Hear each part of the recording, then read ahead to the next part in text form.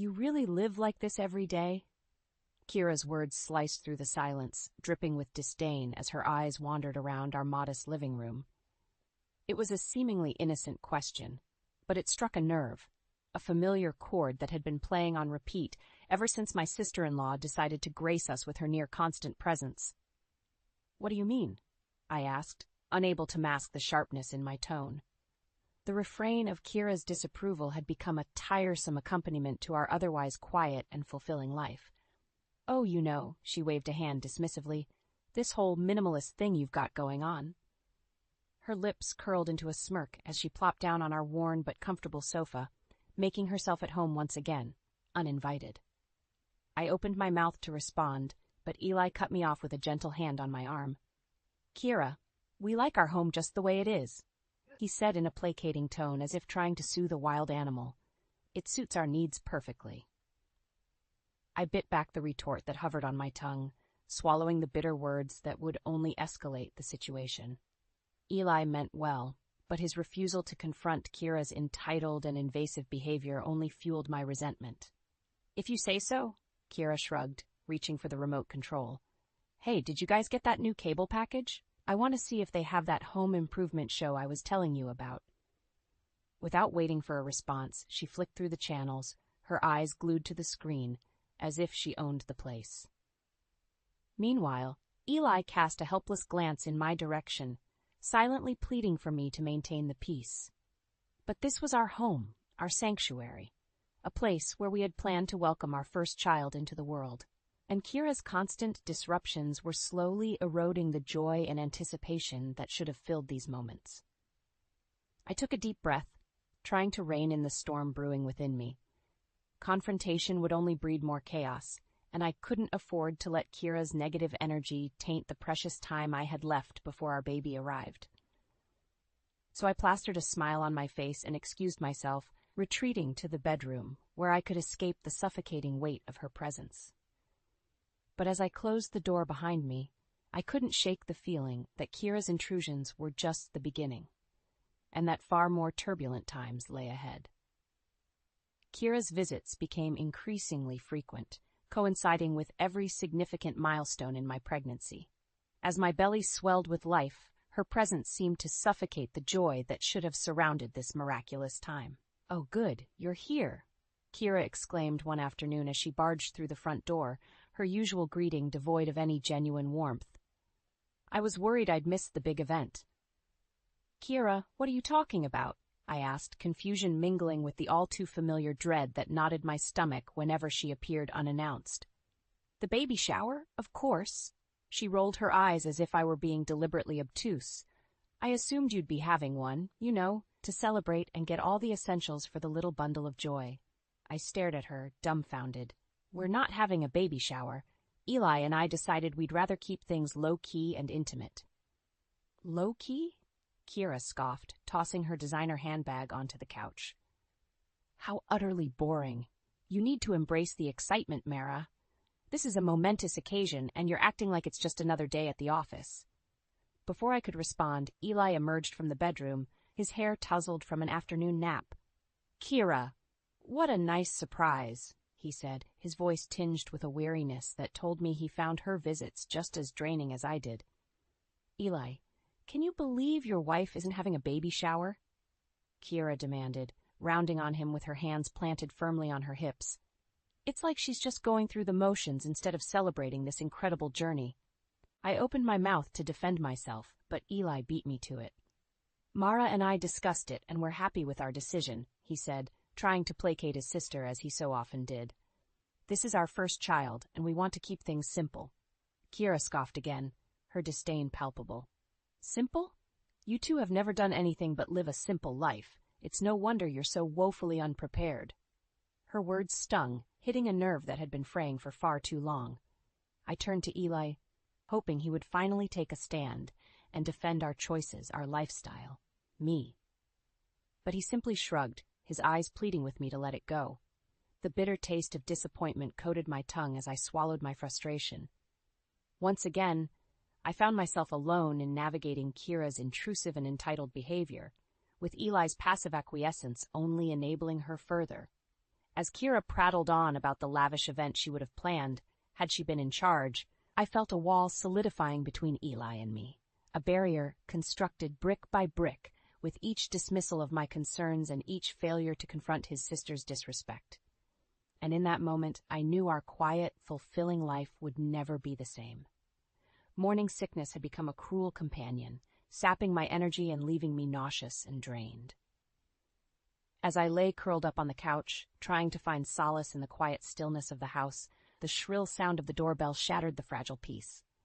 "I'll get it," Eli called from the kitchen, his voice already tinged with resignation. I knew that tone. It meant only one thing. Kira had arrived unannounced yet again. "Mara?" Eli's voice rang out, confirming my suspicions. "Kira is here." I groaned inwardly, bracing myself for the impending tornado that was about to rip through our home.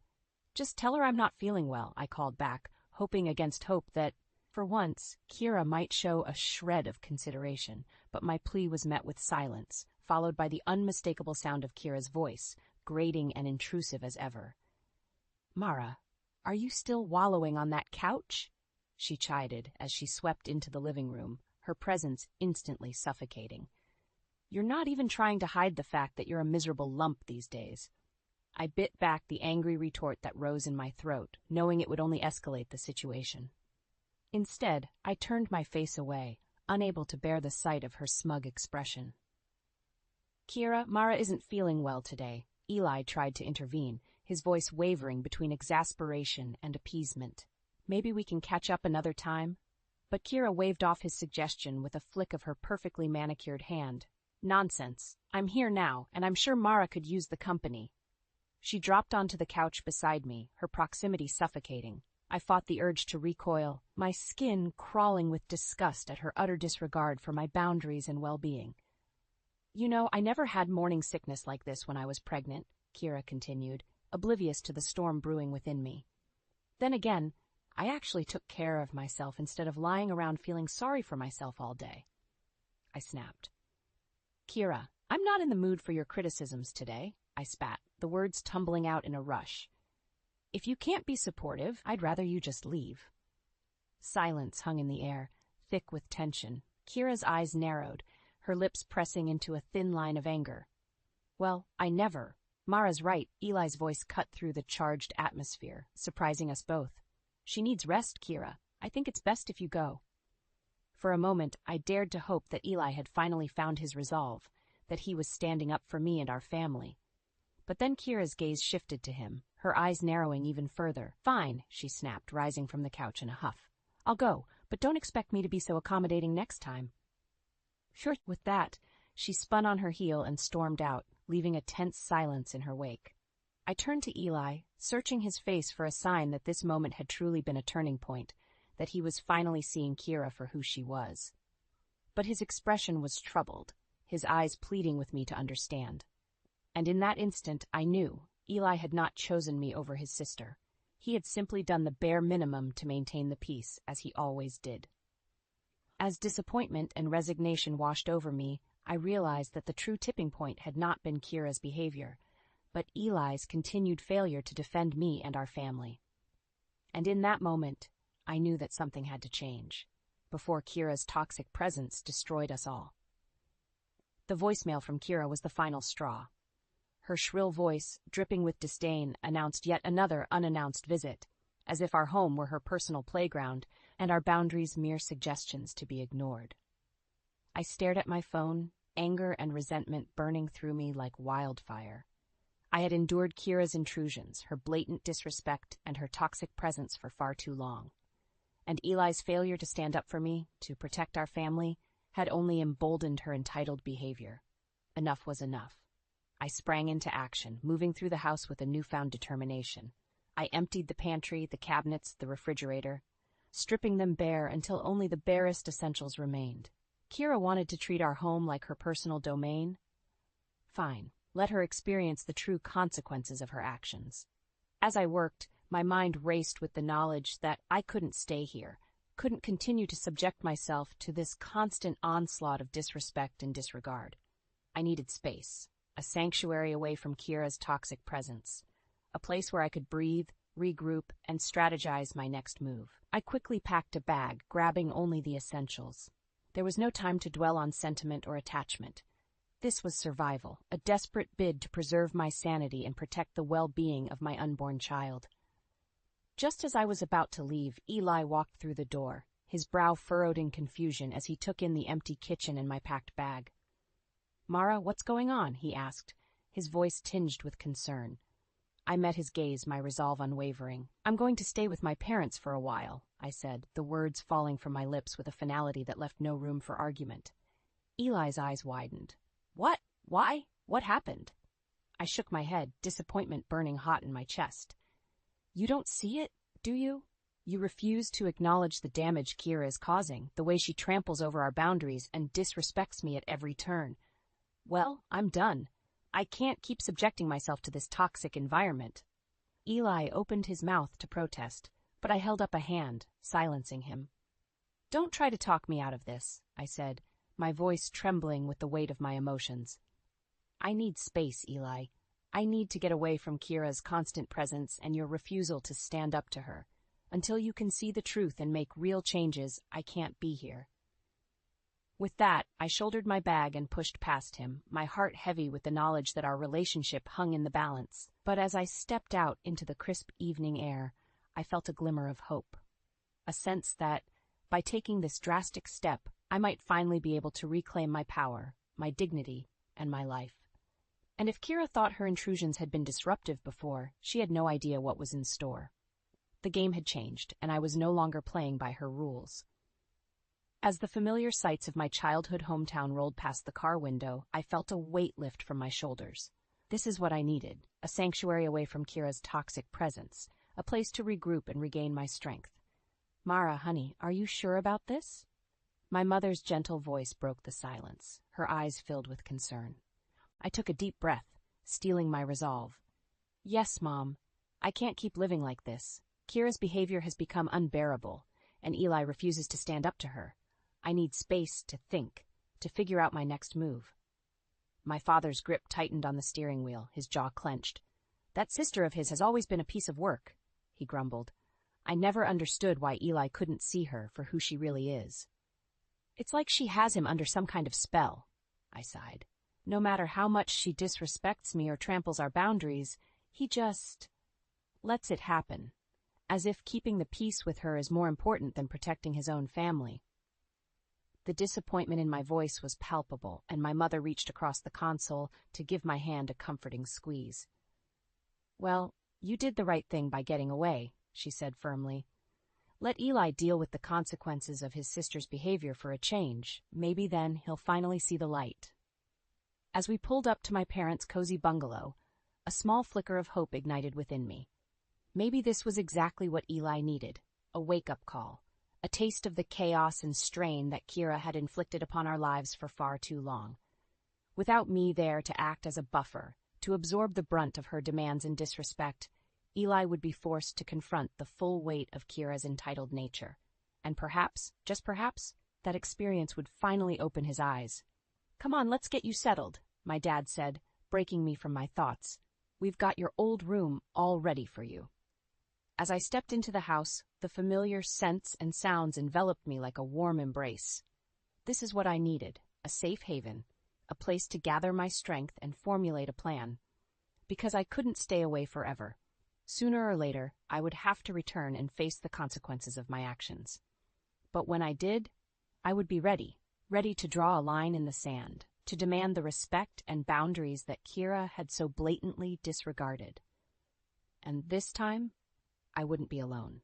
Eli would have no choice but to see the truth, to acknowledge the damage his sister had wrought upon our family. And if he refused to make the necessary changes, to stand by my side and protect our little family, then I would have to make a choice, one that I had never imagined possible.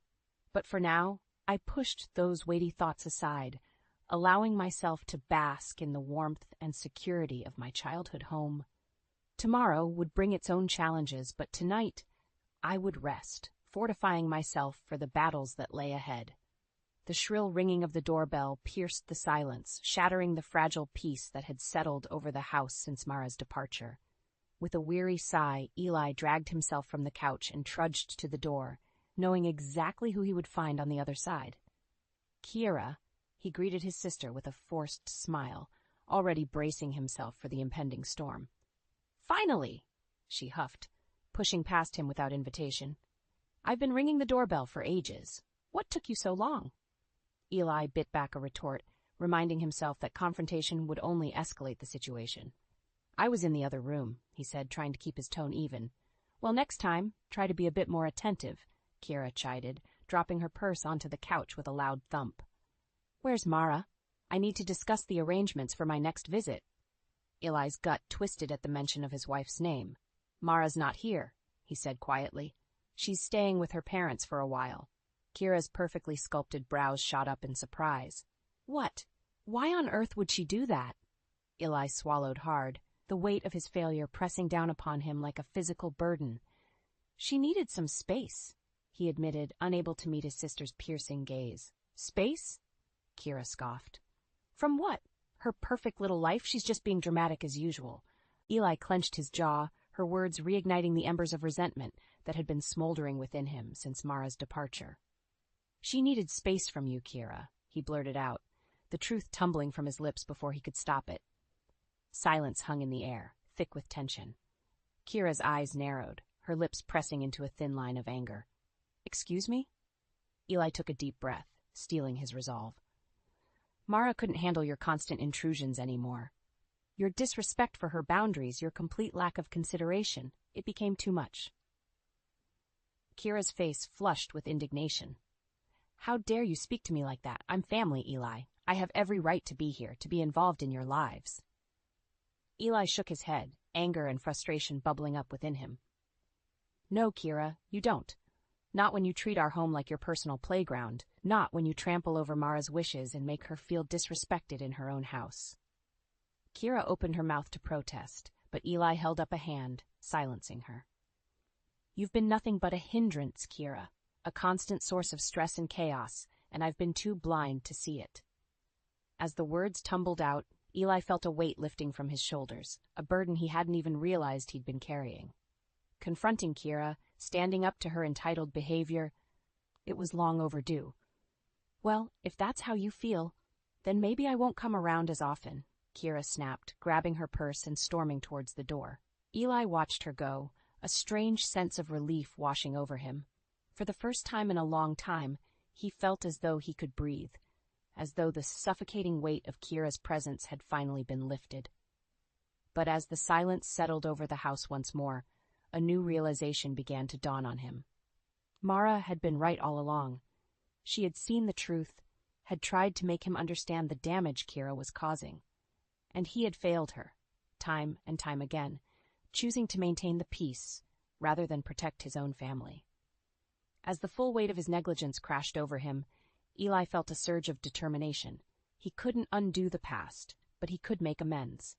He could prove to Mara that he was finally ready to stand by her side, to fight for their family and the life they deserved.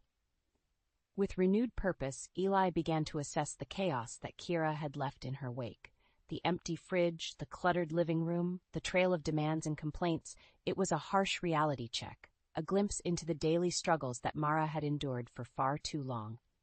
As he worked to restore order to their home, Eli's resolve grew stronger with each passing minute.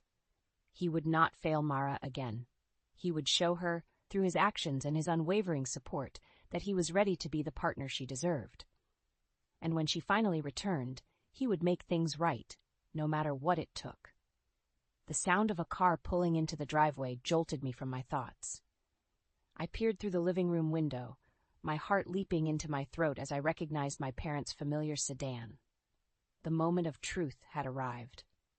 I steeled myself, taking a deep breath as the front door swung open. Mara stepped inside, her eyes immediately finding mine. For a moment, we simply stared at one another, the weight of all that had transpired hanging heavy in the air. "Mara," I began, my voice thick with emotion, "I'm so sorry." She blinked, surprise flickering across her features. "Sorry? For what exactly?" I ran a hand through my hair, struggling to find the right words. "For everything. For not seeing the truth. For not standing up to Kira and protecting you." protecting our family. Mara's expression hardened, her jaw clenching. It's a little late for apologies, Eli. I begged you to intervene, to put an end to Kira's disrespect and entitlement. But you just let it happen, over and over again. Her words stung, but I knew I deserved them. You're right. I was blind and I failed you in the worst way. But I promise you, Mara, my eyes are open now. I finally see the damage Kira was causing, the stress and chaos she inflicted upon us. Oh, really? Mara's voice dripped with skepticism. And what exactly opened your eyes? I took a deep breath, knowing that the truth would be difficult to hear. After you left, Kira came over, as belligerent and entitled as ever. She couldn't understand why you needed space, why you felt the need to get away from her constant intrusions. Mara's eyes widened, and I pressed on, determined to lay everything bare. I couldn't hold back any longer. I confronted her, told her the truth about how she had trampled over your boundaries and made you feel disrespected in your own home. You stood up to Kira? Mara's voice was laced with disbelief. I nodded, a sense of shame washing over me. I know, I should have done it sooner, but better late than never, right? Mara shook her head slowly, her expression unreadable. And what did Kira say? How did she react? I grimaced at the memory. She was furious, of course. Couldn't handle the truth. She stormed out, said she wouldn't be coming around as much. Mara's lips curved into a humorless smile. So she threw a tantrum and left, as usual. And you think that's enough? That standing up to her once, after years of enabling her behavior, is going to make everything better? Her words stung, but I knew she was right. No, of course not. I know I have a lot of work to do, a lot of trust to rebuild. But I'm ready, Mara. I'm ready to be the partner you deserve, to fight for our family and put you first. Silence hung in the air, thick with tension. Mara's gaze searched mine, her eyes glimmering with a mixture of hope and wariness.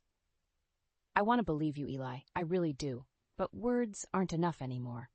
You have to prove it to me through your actions and your unwavering support. I nodded, my resolve hardening.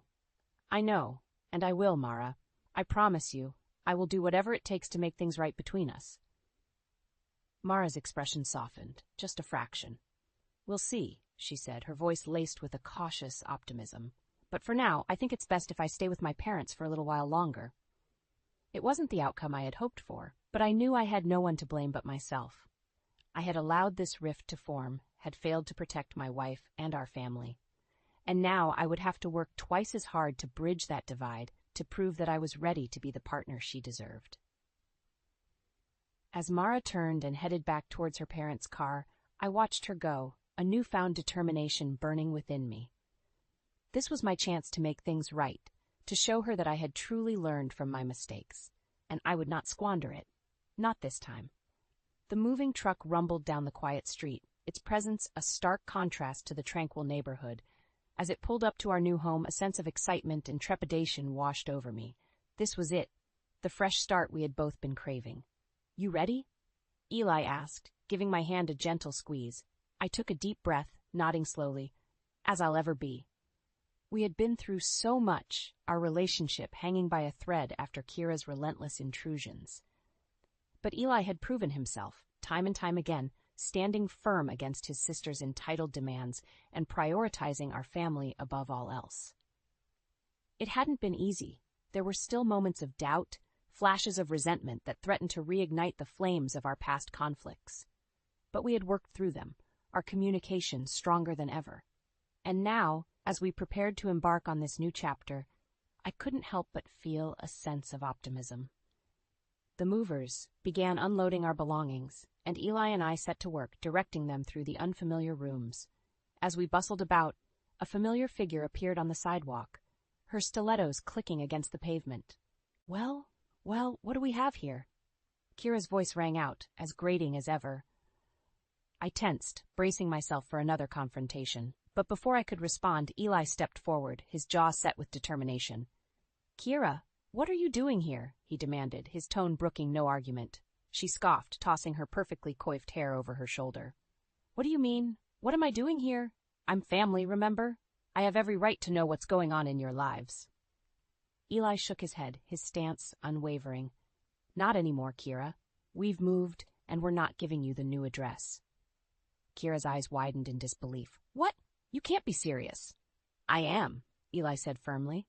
We're drawing a line, Kira. After everything you put Mara through, the constant disrespect and entitlement, we're not letting you back into our lives. Kira's face flushed with anger, her perfectly sculpted features contorting into a mask of fury. How dare you? After everything I've done for you, you're just going to cut me out like this? You did this to yourself, Kira, I chimed in, my voice steady and resolute. We gave you chance after chance to treat us with respect, to honor our boundaries, but you refused, time and time again, and now you have to face the consequences. Kira's eyes narrowed, her lips pressing into a thin line. Fine, she spat. If that's how you want to play it, then good riddance. You'll be sorry when you realize how much you need me. With that, she spun on her heel and stalked away, her heels striking the pavement with an angry rhythm. As we watched her retreating figure, a sense of relief washed over me. We had finally reclaimed our power, our dignity, our lives. Eli pulled me into a tight embrace, his touch warm and comforting. We did it, he murmured into my hair. We stood our ground, and we won. I nodded, allowing myself to sink into his embrace. We did, and now we can start fresh, on our own terms. As we turned back towards our new home, a weight seemed to lift from my shoulders. The future stretched out before us, full of promise and possibility, and for the first time in a long time, I knew that Kira's toxic presence would no longer cast a shadow over our lives. We were free to build the future we deserved, the life we had always dreamed of. And as we stepped over the threshold, hand in hand, I knew that this was just the beginning of our journey.